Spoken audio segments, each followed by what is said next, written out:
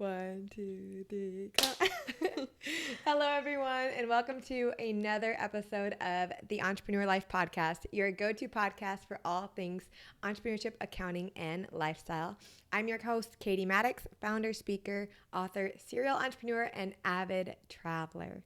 And today I have one of my absolute favorite people in the whole world, Anna Gonzalez.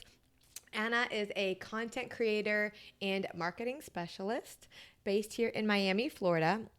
With 6 years experience in the marketing field, she's been able to help entrepreneurs develop impactful brands and implement a successful marketing strategy to help them compete with global brands online. And besides that, Anna's work with her entrepreneurship, she's been able to create her own faith-based ministry for young adults and plans to bring the gospel to new generations. I love that. I'm so excited that you're here. Thank you so much for having me here. I'm so honored to be here as well and to, be with my big sister. That's what I call her. Anna's my little sis. Yes. Why don't you tell them a little bit about who you are, where you're from? They don't know who you are. Well, my name is Anna, as she said, and I'm originally from Venezuela, and I moved to the United States about 8 years ago. And I started off my journey just wanting to make a living in the United States. As you know, a lot of people want to live the American dream, and that's what I wanted when I came here. I kind of always wanted to come to the U.S. When I was around 15 years old, I had on my vision board that I was going to graduate high school and come over here and go to college, and that was my whole dream. And then as soon as I came to the US, I realized I couldn't really go to college as easily as I wanted to. So it was almost like all my dreams were crushed. And then I just had to get a job, find ways to make money. And as I was doing that along the way, I found, people who were entrepreneurs who actually didn't go to college and had a lot of success in their lives.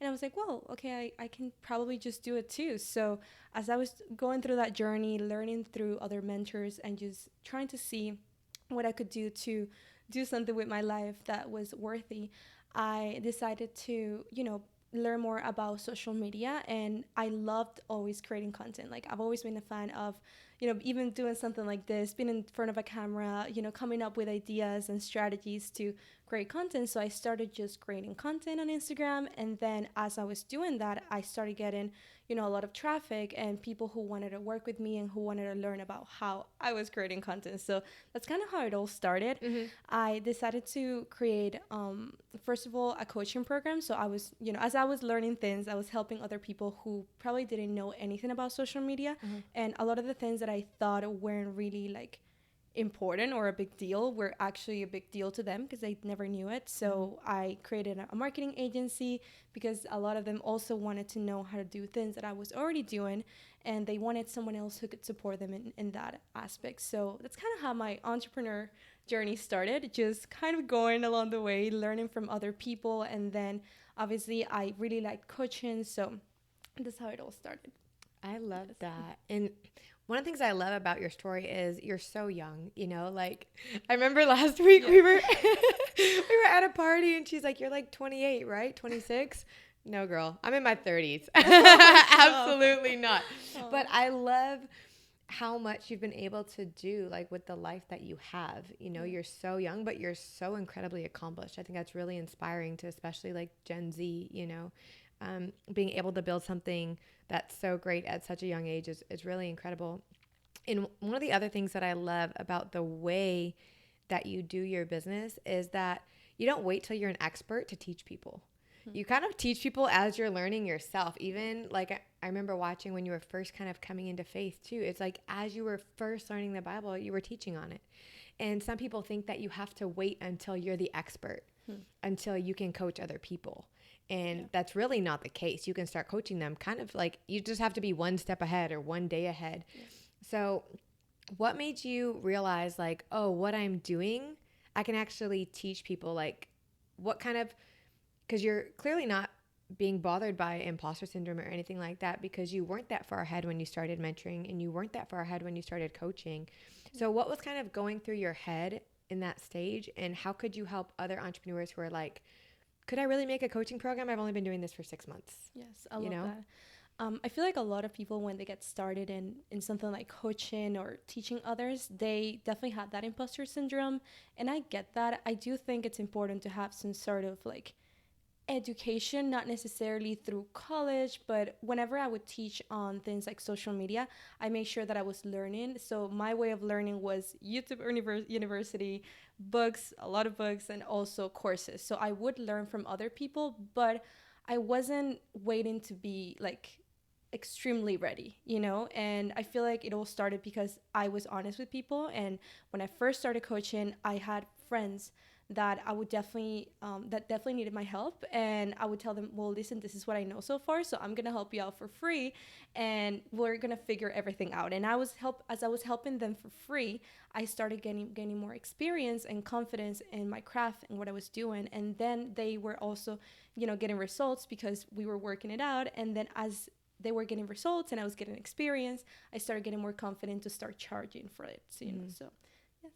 I think that's even a key in itself. Like, you don't have to start charging at the beginning. You know, that for me too, I did the same. I started with, when I started doing accounting, I was charging $20 an hour, which for accounting is very low. It's basically giving it away for free. You know what I mean? But because there was a learning curve involved, I'll do the work for super cheap in return for you giving me the opportunity to have experience and kind of to practice. Yeah. You know what I mean? 100%. At the time, my mom was a firm, and so she would review all the work. So it's not like I ever gave them accounting work that didn't have professional eyes on it. Yeah. But I think that's a good key, kind of a nugget for entrepreneurs, is that give away your skills for free at the beginning in return for experience. And that also kind of helps remove that imposter syndrome, because then now when you do go to charge, you are like, oh, actually, I already brought value to people, so now I know this brings value. Yes. Oh, I do have experience because I did this for a year for free, maybe as a side hustle while working. So you kind of have that basis to go off of. Do you agree? Does that? Yeah, 100%. And I think that as you do that as well, you tend to see that I'm so sorry. I totally lost track of what I was saying. Fine. Please cut that. Okay, sorry. I had such great thought. Oh, gosh. You guys cut that stuff? I'm so sorry. We don't. But we can if you want us to. That's hilarious. I'm so used to doing that. But anyways, what I was really trying to say with that is that I love being honest with people. And I feel like the one reason why people have imposter syndrome is because they've seen other entrepreneurs in the industry kind of faking it until they make it and lying to them and scamming them. And I understand how that can be scary and how you shouldn't do that at all. But when you're honest with people and you tell them, hey, actually, I'm just learning right now, or I'm just starting this out and I kind of want to gain more experience, so maybe I'll charge you, you know, a quarter of what I would actually charge you if this was, you know, a legit business. So if you are able to, you know, exchange that with people, then you can, like I said, gain more experience, and you're still being honest with people. So it's okay to be a little bit vulnerable at the beginning, and then as you step out of that, you know, step or I guess part of being a beginner, then you can be fully an expert. So I love that. Vulnerability is everything, especially in, you know, like 2023, you know, like now that we're in a different generation. Yeah. And in previous generations, vulnerability was shamed, right? It was frowned upon. But now, especially with social media, you know, isn't even that new app, oh my gosh, what's it called? BU? That's not right. Or the one where it's like you can't filter it. It's like it takes the picture on both sides at the same time. Be Real. Be Real, thank you. I was like, gosh, I'm so old. I'm like, is it Tic Tac? You're not. It's very new. It's very new. But what I love about it is it's all about vulnerability, right? And I think that's what people are looking for. And if you're vulnerable in your business, especially on social media, exactly what you said, people are going to respect the fact that you don't know it all. And so if you make mistakes, they give you that space because you were upfront at the beginning, and they just resonate with that. So I love that. That's so good. Yeah. And did you always want to be an entrepreneur, or did that kind of just happen as you came to the States and realized like, oh, there's this American dream? Or like, how did you decide to start a business? Well, it all started because I was definitely trying to get out of like a rough situation in life. I wanted to be a doctor when I was like a kid, I wouldn't say, or a teenager. And when I came to the US, I still wanted to do that, but I knew that I needed to make money first in order to even pay for college. So I remember I went through a journey where I wanted to be a doctor, then I wanted to be an actress, and then I was just lost and I didn't know what I wanted to do. And then as I was going through a very like toxic relationship, I remember that my way to get out of it was by getting distracted with a group of entrepreneurs who were doing like network marketing at that moment. So it was so motivational, and just being there and seeing that other people wanted to succeed and that they were happy. I was just in a moment where I just wasn't happy at all, and happiness wasn't even like part of my future, which is really sad, but that's who I was in that moment. And you know, being an entrepreneur kind of gave me a hope or a way out. And then obviously after that, I learned so much along the way that I figure out that that's exactly what I wanted to do. So yes, nice. One of the most common things that I hear in entrepreneurs just across every industry is they spent time in network marketing. I did 3 companies of network marketing. Oh. I think that there's so much value in spending some time in network marketing, because the way that they teach you to do personal development, time management, growth, the things that you have to learn as a human to be successful at network marketing exponentially help you as an entrepreneur. Yeah. And 100%. I think that it's such a value add as a person, even if you didn't like it, even if your company wasn't good to you, just to have those skills in your back pocket. Like, where else do you learn to sink or swim like network marketing? 100%. You know, did you do network marketing? Yes, I did it for, I would say, a couple years, maybe even 3. And I was very into it. And I was all about recruiting and learning about sales. And I did think it was a very important part of my life when it was, just because, like, as you were saying, I was learning a lot of skills in terms of personal development. I was surrounded by people that also wanted to, you know, grow in professionally and in their lives overall. Even people who weren't really like educated in a way, like they also maybe didn't go to college or they dropped out, they still wanted to succeed and get a way out. So just being in that environment, and also, you know, in a way they force you to do it, which I'm not saying is the best thing to do, but it's a love-hate relationship. Yeah, but it's like going to the military in a way. Like, you know that if you're there, they're gonna motivate you to get things done. And I loved that about network marketing when I was doing it. I also think that it opens your eyes to new possibilities. So the friends that I had that were successful in network marketing made me realize that I could make things happen, because they had the success that I wanted without doing the traditional things or taking the traditional path. And then other friends, and then by being in that environment, I got introduced to other friends and other people who maybe weren't in network marketing, but they were also entrepreneurs. So if it wasn't because of network marketing, I wouldn't have been an entrepreneur in the first place, because I wouldn't have even thought that it was possible. So yes, network marketing is key. I've just heard that story so many times, and I've even had that same story myself. They just kind of broaden your horizons to what's possible. 100%. And it's like, you know, there's so many different even minority groups who have that like representation mindset, you know, like someone has to see it in order to be able to dream about it or to achieve it, you know. And even I think like when the Black Panther movie came out, you know, and African-American people got to see their own superheroes, you know, it's like, oh, now that you can see it, you can dream it. And I think that's kind of what network marketing has done for a lot of people. It's given them this vision of, I can see people who didn't have my background or didn't have a certain type of education, and they're multimillionaires. And so I can achieve that for myself, even if it's not through network marketing. You know, so that's really interesting that you brought that up, because I didn't know that about you. You know, but I think most of the people, maybe even half, I don't know how many of that we've interviewed on this podcast came out of network marketing. So it just seems to be like a really common theme. And so I just think that's really interesting. I mean, if you think about it, they're not afraid of recruiting, because that's what they need to do in order to be successful. So if other business owners who are successful were so open about how they got there, maybe more people would be successful as well. But network marketers have been the ones to really do that, because they need to do that in order to be successful. They need other people to grow in order for them to grow. Right. So if you see it from like that perspective and a positive perspective, if you're obviously with like a good company and, you know, everything is very ethical, I feel like network marketing can be very healthy. For like a year. I think everybody should do it for like 1 year. You know, get your 1 year in, and then if you decide to say cool, if you don't, fine. You know, I don't really have like a I don't have an opinion on if people are do it or not, but I do think there's a lot of value that you get out of being in those environments. I agree. And when I first met you, I like knew of you as a content creator because I had seen kind of your social media through mutual friends. And I just think it's so beautiful what you've created. And because it's such a vulnerable place for you, what came first?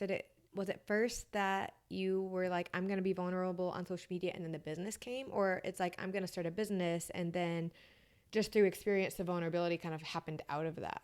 Does that make sense? Yeah, that's a great question. And I actually realized how it happened because people would tell me what they would experience. So there are people that have seen me on social media, like yourself, or even people who have followed me since I was in Venezuela or just getting into the US and I had a very thick accent.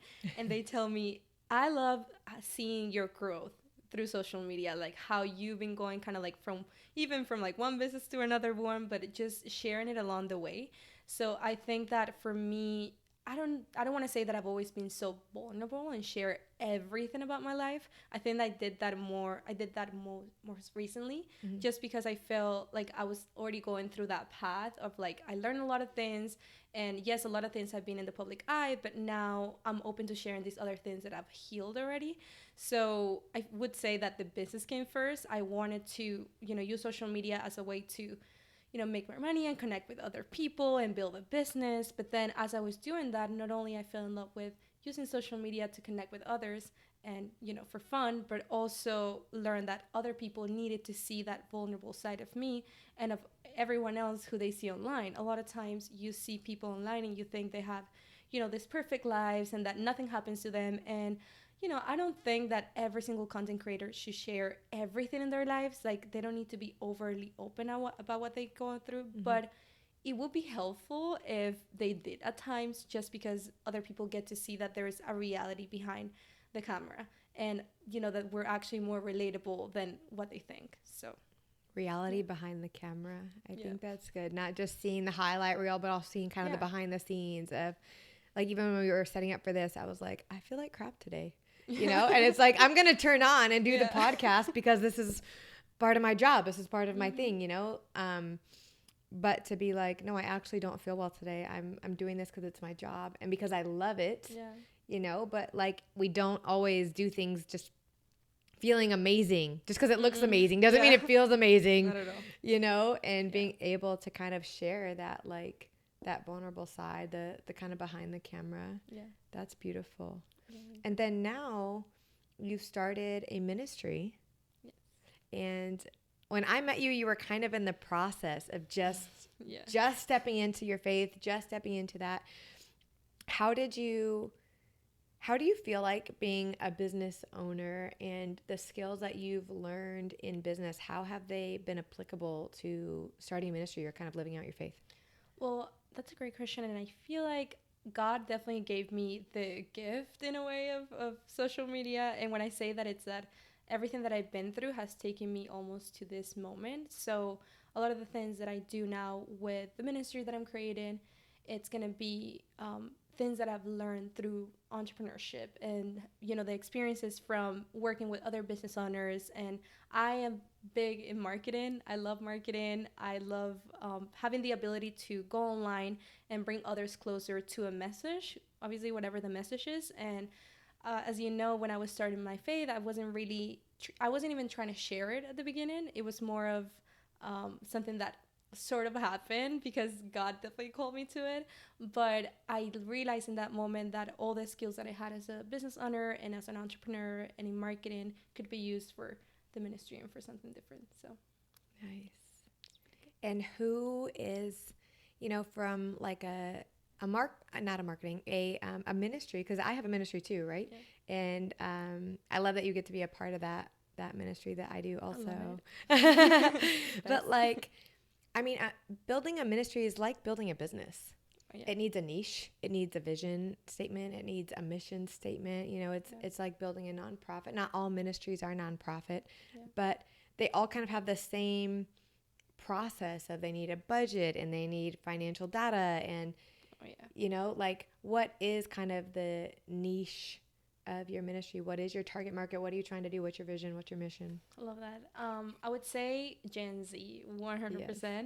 And young adults in general. I've seen that there is a need for, the younger generations to, learn about the gospel, and they're the ones that are going to be shaping the future in faith. Mm-hmm. So I love that. And like you said, having a ministry, it's just like building a business, and I do take it very seriously. I'm very intentional with it, and I feel like when you build something online, it can definitely be like that, even if it's a little business that you're building, or when I say a little business, it can be a little business about, you want to sell jewelry, and it doesn't have to be little, it can be big at some point. I'm gonna take that word back, but anything that you're building online, even just putting your brand out there, can be done intentionally. And with the ministry, that's definitely something that I want to do. I didn't even want to do a ministry at the beginning. I was just having fun sharing what I've learned through the Bible. And then I realized that, like I said, there was a need for that in the generations. And I wanted to do a little bit more with it and be more intentional. And hopefully in the future, you'll be speaking at one of the conferences, 100%. The first speaker is going to be her. But ultimately, I just want to share the message and, build leaders in Christianity who are going to be younger than me and who can help the future.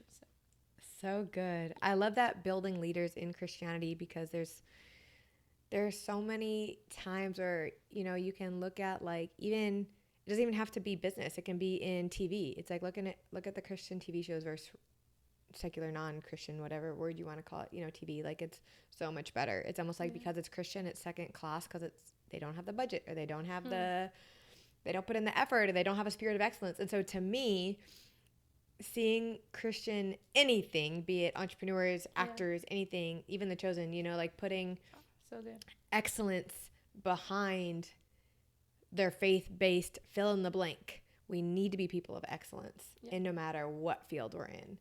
So I love seeing people who I know are already excellent in business kind of double dipping into like both worlds, like both Christian and business. So that's awesome. And then from like a marketing, branding, content creating perspective, like that is your specialty, that is your expertise. Yes. When I call them baby businesses, like young entrepreneurs, not just young people, but like when the business is still young, maybe they're not young people, but the business is only 6 months old, or 1 month old, or 1 year old, or it's still less than 500K in gross sales. What's kind of like your first, if they come to you and they're like, I know nothing about marketing, branding, and content creating, where do you start, and what's kind of like something that you would teach them?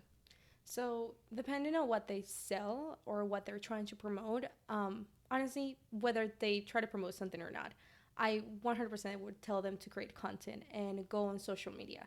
And even before creating a logo, before creating, I don't want to say the mission and statements and values, because that is important to create a brand. But if they're just starting out and they don't have a big budget and they're not sure that they're even going to succeed in that industry, I would tell them to risk it and go on social media and pick the 3 main things that they know are important within that specific niche or within their business, and then go crazy and post a lot. Why? Because I feel like in social media is the best way to determine who your target audience is going to be and what you're going to be, I guess, focusing on in the first place. A lot of people make the mistake to just start without even knowing that it's possible to be successful in one place. And I do think you can be that you can be successful in whatever you put your mind to, and if you're doing things right. But if you start with putting the content out there and you start getting traffic and you start getting that confirmation that, okay, this is actually where I want to go. Let's say that you are in the beauty niche and you start doing makeup videos, also hair videos, and also something related to, I don't know, nails. Let's see. Yeah, nails. Those are the 3 main things that your business has and that you're good at it. So if you start posting about it, maybe only one of them will go viral. Maybe videos about, doing your hair will go viral. But then you can focus on that and make it huge and just focus on that one niche and that one part of that business. And then you have, an actual audience, you have a proven business model. Also studying the business model is super important. So before even jumping into posting that content, you can do market research and find out if it's even a business that's worth creating. And when I say that, obviously, if you're passionate about something, you should just go for it. But if you're a business owner who wants to do things intentionally, look at the market, look at what other creators and other business owners in your industry are doing, and then see if, is being successful for them. Let's say that you see someone else in, again, beauty niche, and I don't want to give that niche because that's like actually a really good niche. But let's say you are selling plants and you go on social media and you go on Google and you start doing market research, and you see that other people who are being consistent on social media aren't really having the results that they should be having online, then maybe it's not really a good business model. So you need to really evaluate like how much time it will take you and whether it's worth it or not. And then if it is worth it, and if you do see that it's something that also makes you really passionate, then you can go and start creating content for that. And then as you're going through that journey, you can focus on, creating the name, creating the ideas of how you're going to promote that business, setting the budget for it, creating the mission and values and all those different things, even the website. Like, I wouldn't tell someone to create the website right away. I would tell them to focus on getting the people first and then creating that. But that's just my opinion. A lot of things can work, but that's what has worked for me the most. So good. I feel like there's so many nuggets people can take from that. Would you say that it's better to have a strategy around like at the very beginning?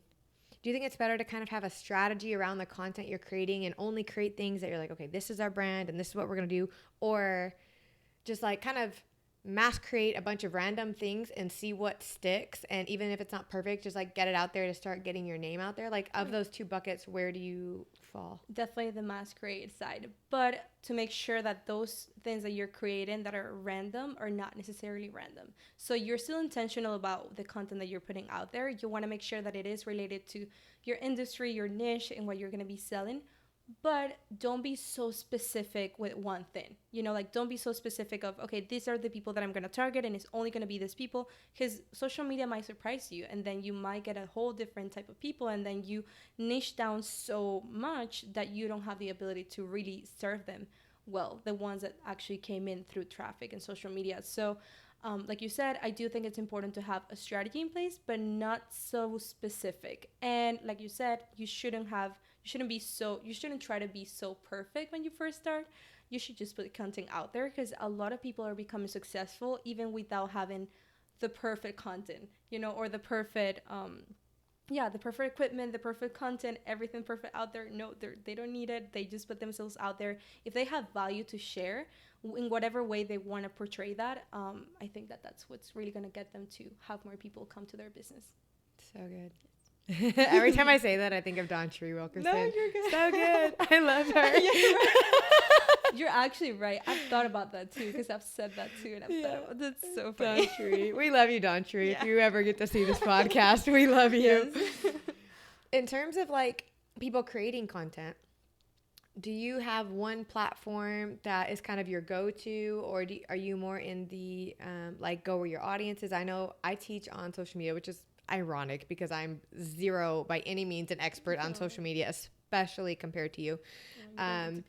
But in the accounting world, because I'm kind of like the few and far between, most people in the accounting world are significantly older than me, especially people who have their own firm. So I get hired to teach classes in the accounting world, and I'm usually the youngest person in the room, and I'm teaching them on social media, which I just think is so comical. Like, I love social media, so that I love doing it. I'm so grateful that I had the opportunity, but I just think it's funny because I think there's so many more people who have way more expertise than what I do, but they're not in the accounting world. So I know what accountants know, and I can show them how to bring that to social media, I love that. But in terms of like, when you're teaching on social media, are you like, go to this specific platform or use this specific app or this specific strategy? Or is it kind of, go where your people are? Or what's kind of your thought on that? I would say that it depends on how much time they have. Okay. And first, market research is important. So like you said, who your target audience is, and they might be a little bit older. If they're older, they're probably not going to be on TikTok as much. That doesn't mean that you shouldn't post there, because there is an abundant amount of people on every social media that you can target. But if you do know your market audience and you don't have time to post in every single platform, then focus on the platforms that you know are going to be best for you. So I think that YouTube is a must do, whatever you're doing. I don't care if you're doing video games or if you're, even doing accounting. Doing YouTube is huge because it's a long form type of content, and it's a platform that is successful and that it has succeeded. It has been successful for a lot of years. And platforms like Instagram or TikTok, they're really good, but they change a lot. So you have to kind of like be on top of the game and see what's working in those platforms. But when you use a platform like YouTube that has a proven record of how successful it can be and the things that you can do to go viral, I think that YouTube is really good. Now, if you are a business owner who's, in the world of accounting, or, you're targeting people who are older, and when I say older, I mean not Gen Z. Exactly. Over 30. You be careful over there. Who are adults. I'm an adult, but adults are not always on TikTok. I mean, there might surprise and there's you. a growing, Yeah, there's a growing niche 100%. of people over 30 on TikTok. Yes, I agree. But if you're targeting someone that's like 50, 60 and more, I would definitely say use something like LinkedIn. Like also, like I said, it depends, or Facebook. It depends on what you're selling. So there's people who are going to sell more in Facebook Marketplace, and there's people that are going to sell more on LinkedIn. Like, let me give you an example. Like with what I'm doing, for example, with the ministry, I'm targeting Gen Z. I'm obviously going to do TikTok, YouTube, and Instagram. I'm not really focused on LinkedIn right now unless I'm promoting something related to marketing or business consultancy. But other than that, I'm not going to that platform to, find Gen Z, because they're just probably not going to be there. It doesn't mean that they're not there at all. They might be there. Maybe they're in college, they're getting out of college, trying to find job opportunities. They could definitely be there, but I don't have the time to post everywhere. So I got to be realistic with myself, and you got to be realistic with yourself and see how much time do you actually have. Because when people try to be everywhere, they end up sometimes being nowhere. Because they set these crazy, unrealistic expectations of how many times they can post, because they see Gary Vee and they're like, okay, Gary Vee said that I need to post 10 times a day. I mean, I love Gary Vee. Everybody loves a good Gary Vee video. Yeah, 100%. Like that's why I'm here. I'm motivated by Gary Vee, 100%. But it can be unrealistic if you do have a full-time job, or if you're, especially if you're just starting your business, you might not have enough time to just post. So pick a platform that you're going to be able to spend time on, and then focus on that one, and then that's how you're going to see the results. That's good. What is your... I love everything you just said. What is your go-to app in terms of like content creating or video editing? There's so many options. To me, I get overloaded. I'll literally be like, Evan, can you go research? We just...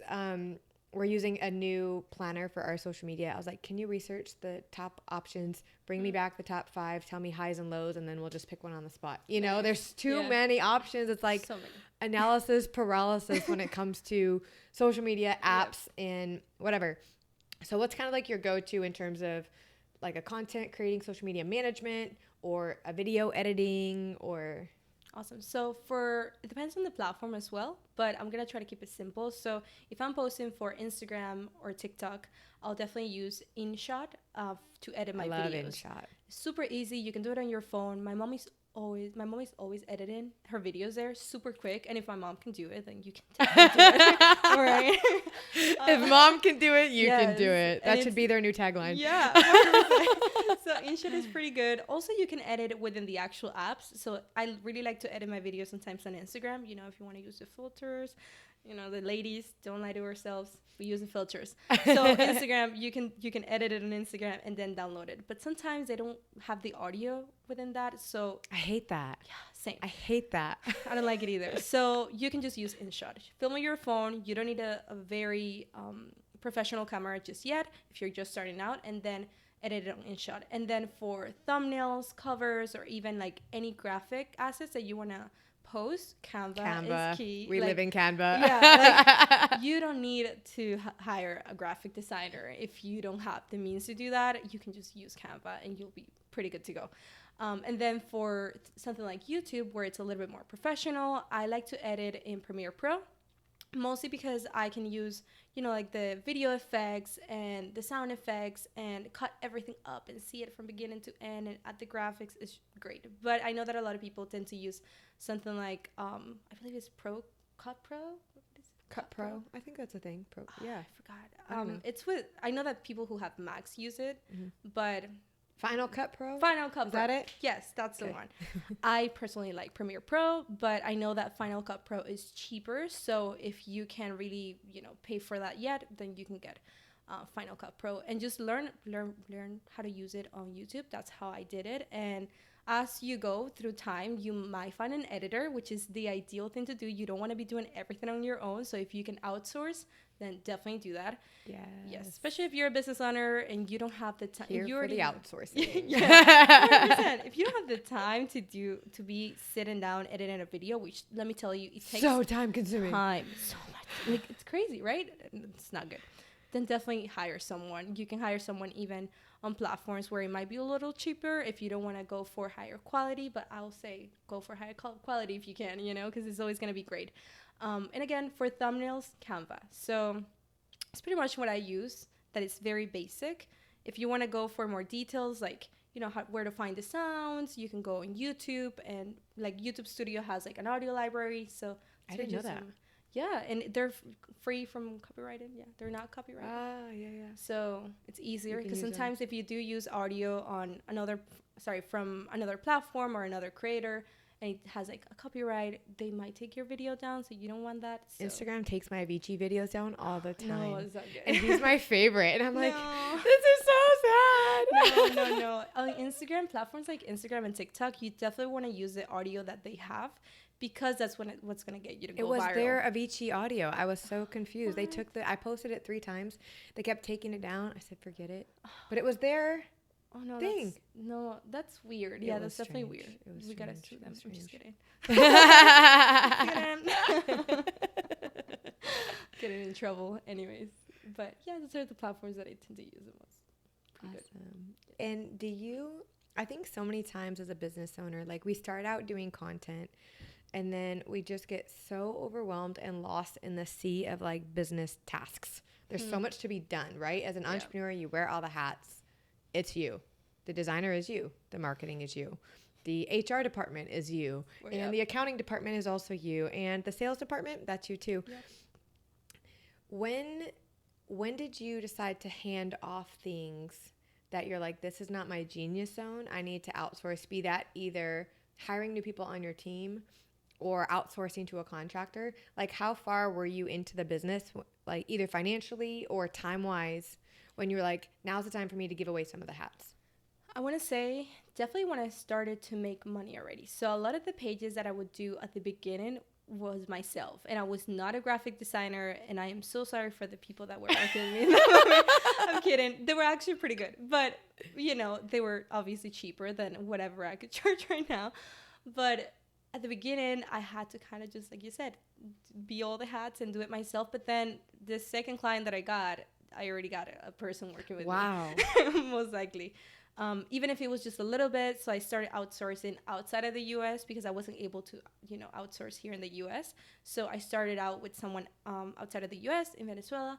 And then as time passed by and I had more clients, I was paying them more and more and more. So they were able to actually make a decent living with me after working with me for a while.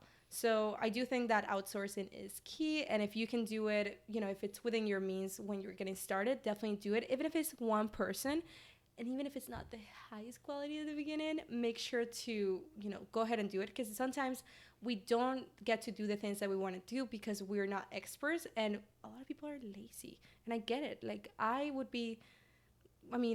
can't say I'm lazy. I did learn video editing, but a lot of times, even nowadays, I don't have the time to edit all my videos. So what I do is that I outsource it to the same video editor that I've used for 2 years, aka my brother.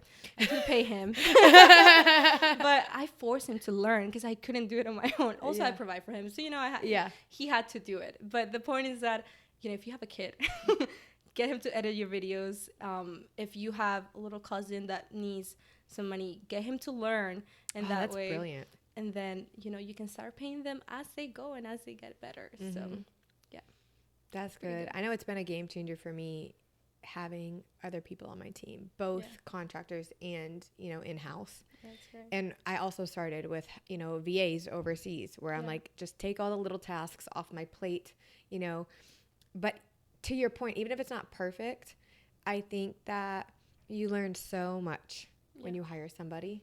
Even if, like, my first VA in the Philippines, I hired them off Upwork. They weren't doing any accounting work, so this wasn't like high security, right? This was just like little tasks for when I needed research done for the ministry, or just, can you make some graphics or whatever? And I learned so much. I ended up firing them, and I've hired 3 teams since then. Wow. But you just learn a lot when you hire people, because at the beginning, everything's just in your head, And it's like all the workflows, all the processes, they're just in my head and they're my own. And then you realize that, like, oh, I have to be able to give this to somebody. Yeah. And it forces you to start to write it down. But then when you actually give it to somebody who knows nothing about you, they don't know who you are, they don't know how you operate, and they have to be able to follow those instructions. It's like, were the instructions clear enough for somebody to follow? Yeah. Somebody who doesn't know you. And so I've learned so much, even if the person that you hire at the beginning is not perfect. Outsource just for the sake of learning, especially outsource overseas, because the cost is low. And then it really forces you to create SOPs. Oh, yeah. It forces you to create SOPs, stand for standard operating procedures. Yes. It forces you to create a workflow. Anytime that you have to be able to give the work to somebody else, you have to do so much work before they can do anything. And so just the process of bringing somebody on and having an onboarding, essentially, be it a contractor or somebody who's on payroll for you, will take you as a leader and as a business owner to the next level. Yeah. Because before you can have a team, you have to know how to have SOPs, workflows, as Lisa calls them, playbooks. Nice. You just have to be able to give that to other people. And so it really forces you into skills that you need to have to scale. So I think outsourcing is so important, and you just have to know what you can outsource and what you can't. Like, I'm an accountant, right? I wasn't going to send my accounting work to somebody I met on Upwork. Yeah. You know what I mean? Like, you have to know what's the level of security that you have, what's the level of security that you're giving, them. Are they using a VPN to come into your servers, or are they working on your own servers? Like, these are things that matter if you work with high security data like we do. Yeah. But, even having somebody work in Canva, like I have somebody now in the Philippines who's 2-3 people after that person, and she does our graphics too, and she's a lot better than that person was at following directions. But also, I, as a business owner, have grown so much in my communication that I'm always telling, Evan, my operations person here, when we communicate with her, we need to over communicate. We need to make sure every detail's in writing, or send a Loom video. Yeah. Where you've just recorded what you did, so you don't have to write it all down. Just record what you do and send them that. Then they can go back and rewatch it. But I think it really upgrades you in your skill set and as a business owner to outsource. Yeah. So you don't want to do anything on your own forever. Your business can only go as far as the people that are working with you. So if you're working by yourself forever, unless it's a business model that only requires you, and I feel like most of them just don't. Like, even content creators, like people who are, quote unquote influencers and only do brand partnerships, a lot of times they need an assistant, they need someone to work on their brand deals, they need accountants, they need lawyers that help them with the contracts that they're using. So every business owner, and even people who are independent contractors or just influencers, they need a team to succeed. And I think that, like you said, being able to build the processes for them is something that helps you as a business owner, but you don't want to be doing that forever. Like, you want to get to a point where there is other people doing that with you, and that you're building enough leaders to build something huge. Yeah, that's so good. I love that. So if you were to kind of sum up everything that, we've talked about, and that you just think about when you think of entrepreneurs, like, what would be, if somebody was listening to you and they're like, okay, I want to implement today. Give me like 1 or 2 things that they could take away from this podcast and do today that would change their business. I would definitely say, if you're just starting to build a business, don't be afraid to put yourself out there and start posting content. Again, content is the way that you get to people nowadays, especially on social media. Don't be afraid of what others might think of you. Don't be afraid of what they might say, because as you put yourself out there, you gain more confidence. You are going to make mistakes, so be aware of that. It's never going to be perfect. Even us at this moment, like, we make mistakes because it's part of the process. So don't be afraid to put yourself out there, and then hire a team. I like that. I like that we were speaking about that, because a lot of times we think that we might stay, that we're meant to stay doing everything perfectly ourselves, but in reality, we do need a team that wants us to succeed as much as we want. So this would be a few of the keys that I would get. Your go-tos. And in terms of like the people that you first worked with in Venezuela, were they people you already knew, and you hired people that you knew, or did you go on like an Upwork, Fiverr type? I actually started posting it on Instagram, and people recommended me to others, and people that were following me got to apply for the opportunity. So I love that. Yeah, Give so it to your followers. The first employee that I had was a graphic designer, and it actually didn't work out. Like, she only worked with me for a month, and then I wasn't really an expert at being a leader and having a team, but I just knew that it wasn't going to work out. The style that she had, it wasn't really what I was looking for. So 1 month after that, I hired someone else, and I actually hired my second team member then too, and he was a virtual assistant, and I did know her. She was like one of my best friends from high school, and she was also in Venezuela, so it was great. But yeah, those were like the people that I knew. They were either referrals or people that I... So you posted on social media and was like, hey, I need help with a graphic. Yeah. That's brilliant. That never even would have occurred to me. Yeah. I didn't ask anybody. I met Evan through a mutual friend, and the other people that I've worked with, even overseas, were referrals of people that I knew in the States, and I wasn't necessarily going around asking. I just heard somebody talk about it, and I was like, oh, who is that? Who are you using? And do they need more help? Do they want more work? Yeah, but that's a great idea for entrepreneurs, is like ask. And I think even being like a part of VU, you know, there's so many entrepreneurs and business owners in our circle of friends. Yeah, that's true. Ask around to people that you know before you go hiring off Upwork and Fiverr. Oh, yeah. If you can afford to hire local. Because if you can have the referral from someone that you already know and see what their experience was, then it's easier to hire them. So much easier. And if you don't know anybody because you're not friends, which I highly doubt, then yes, you can probably go to other platforms. I would recommend something like Indeed or LinkedIn if you want to go for like higher quality. But if you're just, looking to get something very quick done that doesn't require a lot of time or quality, then I would definitely say Upwork or Fiverr. So. Yeah, I had the same experience. My logo was actually built from somebody on, I think it was Fiverr, and I still use it. It's my logo. I love the work that he did, but I had much more experiences that I didn't love the work that, many more experiences. There's definitely a difference in typically quality of work. I don't want to say that broad statement, because my logo was beautiful, but it was a one contract project, not an ongoing relationship that worked well. And usually if you want like revisions and stuff like that, they can do it. But I feel like the intention behind it can be better when it's an actual like agency or someone that dedicates their full time to that. So with all the clients that I've had, we've always gone through like a brand strategy process first before we even build something like the logo, and like make sure that they have everything in place for them to truly launch their business. So, and most times on Fiverr and Upwork, you don't really get that. So I think it's okay when you're just starting out and it's not really giving you like a profit, like the business is seriously just starting out and you need to put something out there. Yeah, definitely go to those platforms. But then where you're looking for higher quality and you already have money coming in, then you can invest that money back into your business and use an actual agency or an expert. So yeah, I concur. I agree. Well, it's been so fun having you here. I love hearing everything that you've done. It always kind of blows my mind how much you've done with just how you operate and how young you are. Where can people find you? They can find me on Instagram at anagonzalez.co. Same in the other platforms. But yeah, thank you so much for having me here as well. So honored and so happy to be here in your podcast launch in one of the episodes somewhere. So excited. It's been so fun. Yes. Well, thank you guys for tuning in to another episode of the Entrepreneur Life Podcast. And remember, today's a great day to start a business.